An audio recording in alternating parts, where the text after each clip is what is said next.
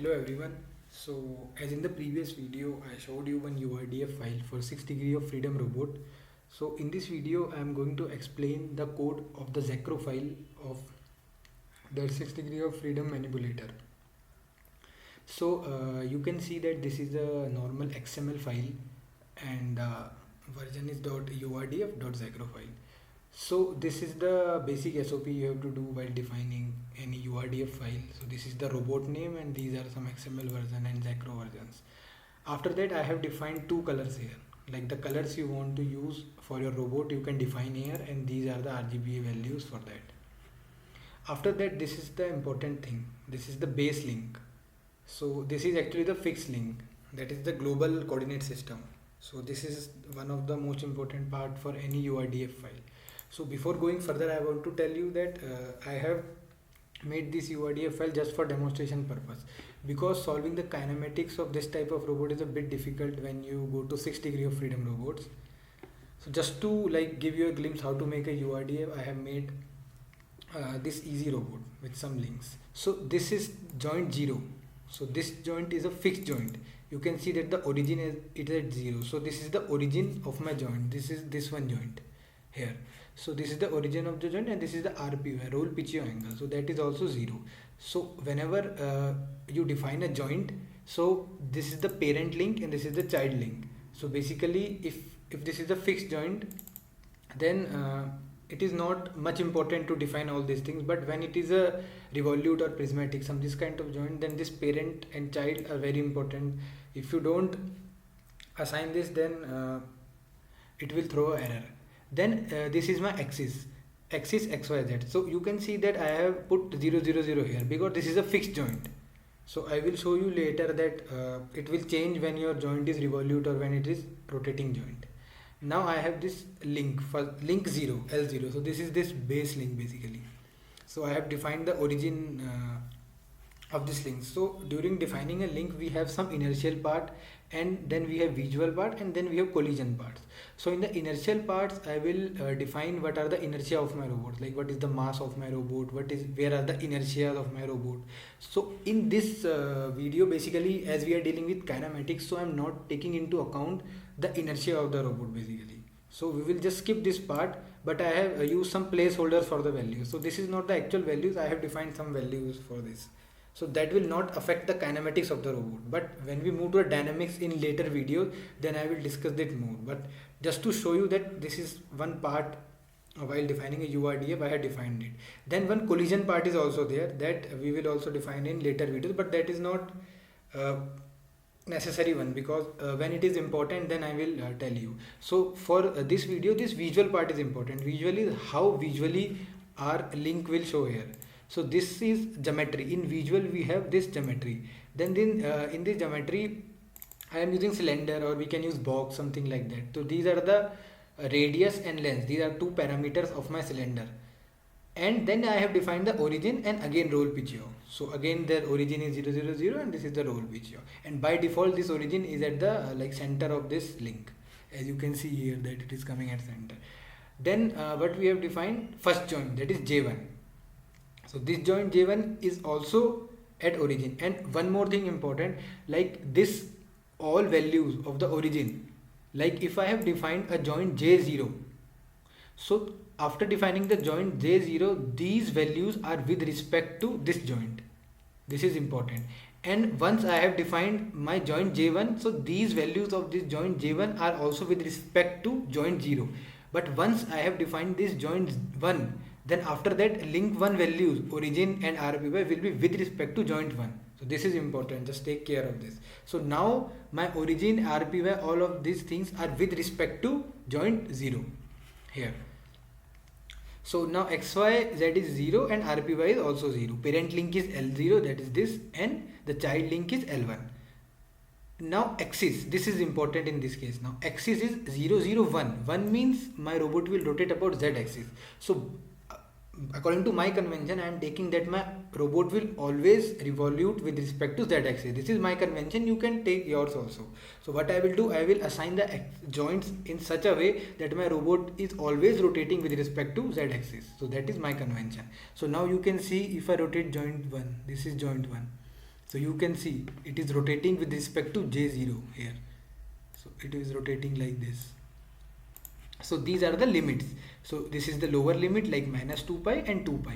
So generally if you are dealing with any hardware, we do not give this 2 pi limits for hardware constraints. And this is the effort, like what force and what velocity it can go.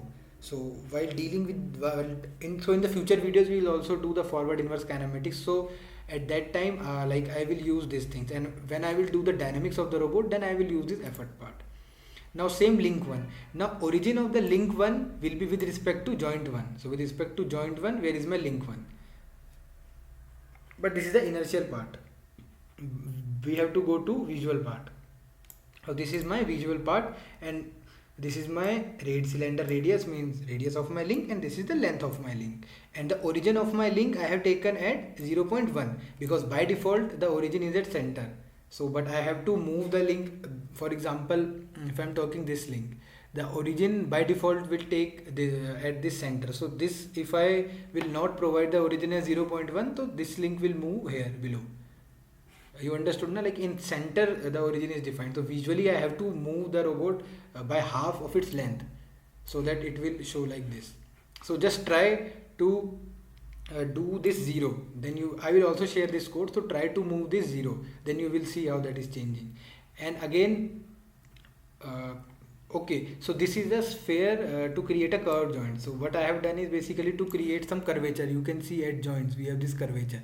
If you will not use this sphere, visually it will not look good. So to have some good visual appearance, I have defined this sphere. So this is not important for you. You can just try removing it. The robot will work fine, but it will not look good here at the ends, at the joints.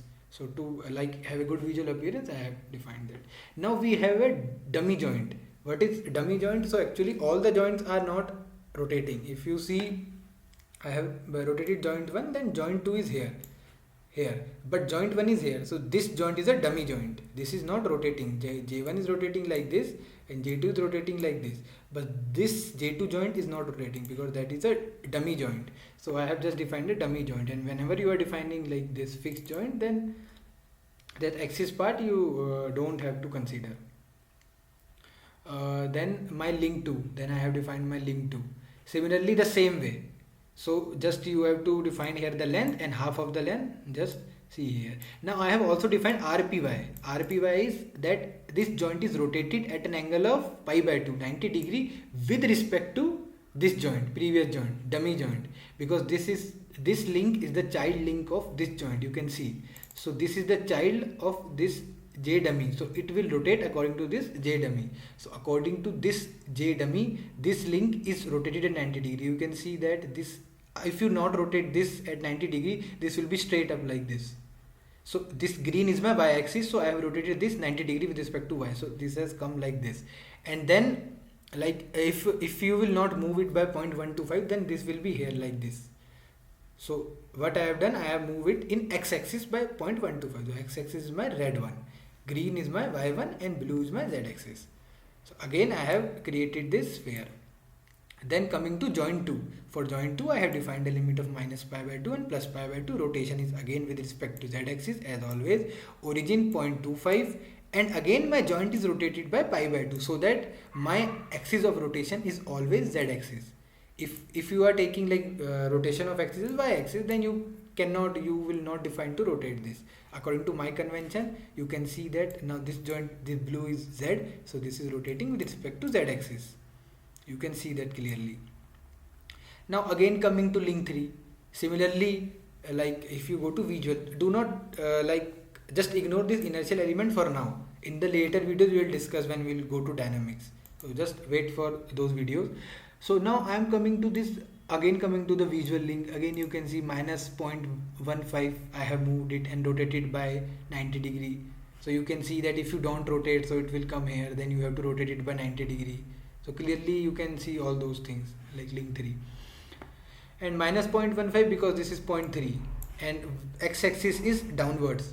So you have to move it opposite to x-axis, therefore minus you have taken.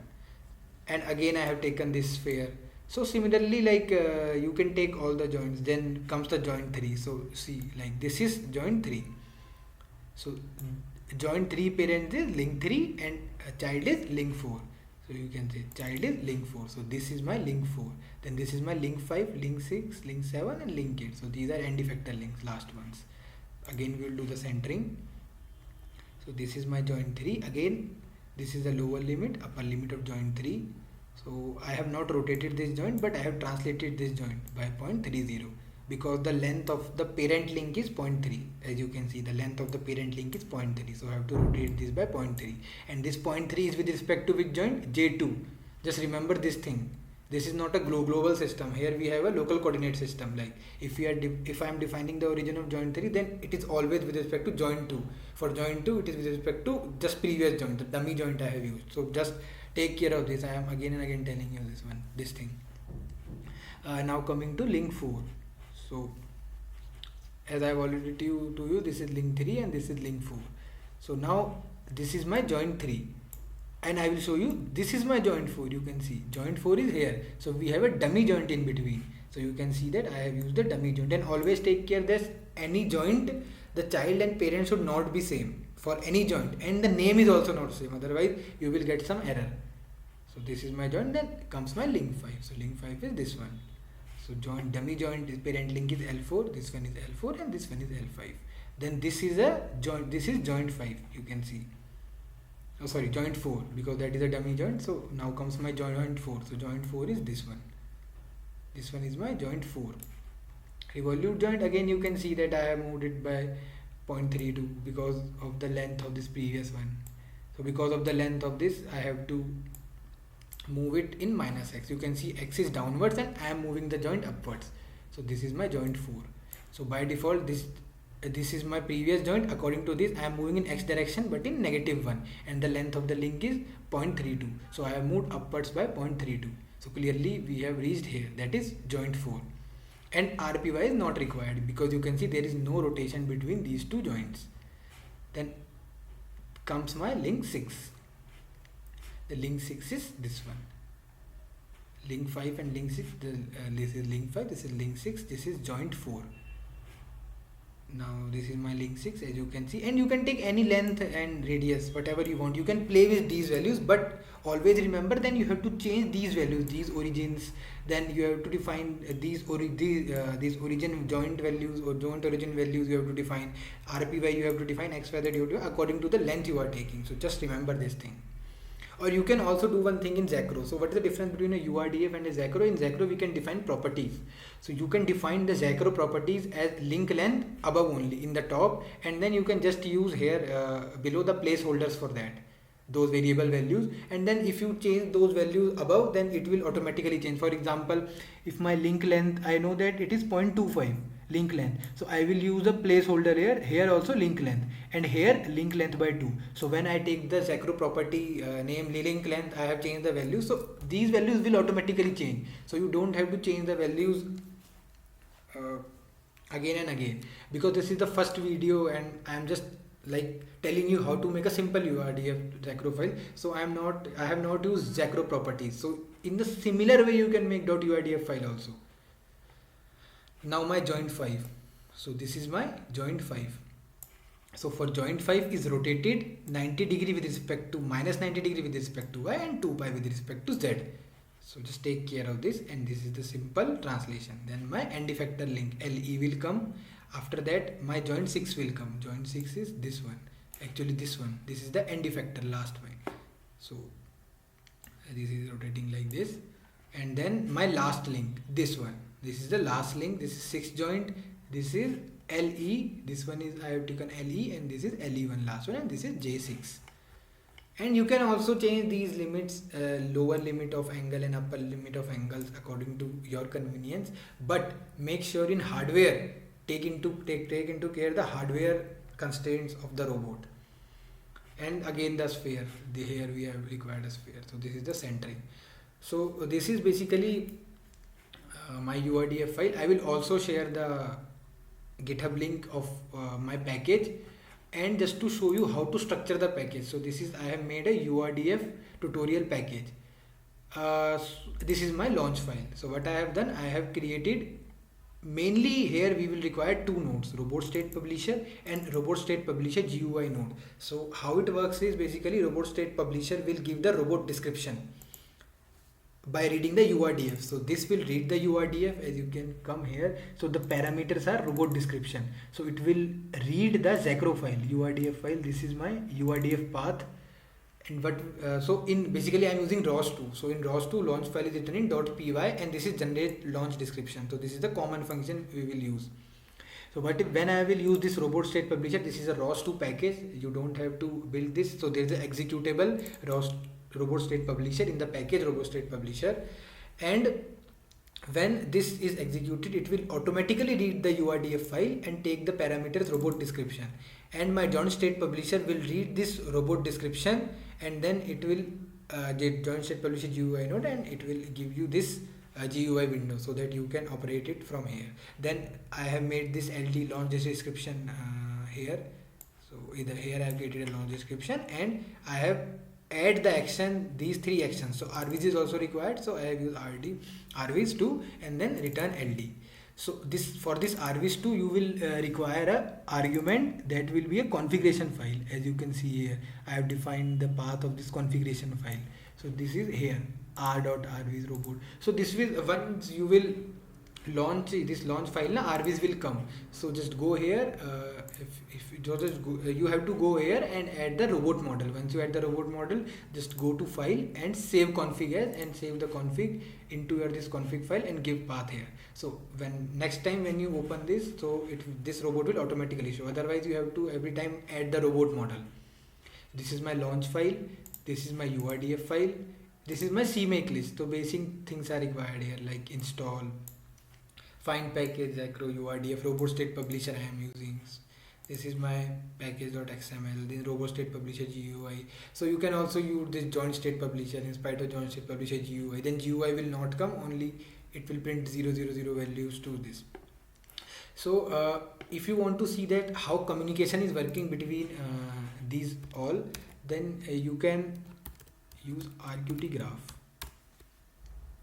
So this will show you that how the communication is happening between these nodes. So you can see here I have this